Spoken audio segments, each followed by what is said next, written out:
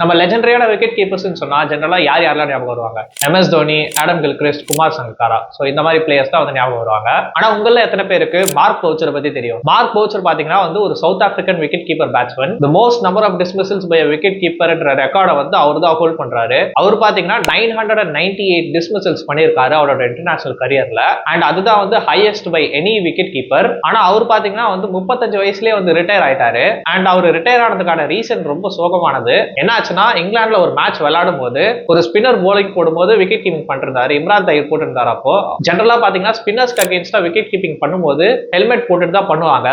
ஆனா அவர் அன்னைக்கு ஹெல்மெட் போடல.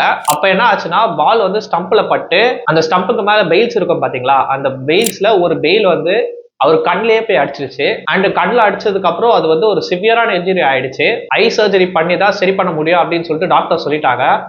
அண்ட் இதுக்கப்புறம் வந்து சரியா கிரிக்கெட் ஆட முடியாது அப்படின்னு தெரிஞ்சதுக்கு அப்புறம் அவர் வந்து 35 வயசுலயே வந்து ரிட்டையர் ஆயிட்டாரு. அவர் இன்னும் கொஞ்சம் ஆடி இருந்தாருன்னா கண்டிப்பா வந்து 1000 டிஸ்மிசல்ஸ்க்கு மேல எடுத்திருக்கலாம். ஆனா அன்பார்ச்சுனேட்லி விதி விளையாடிடுச்சு.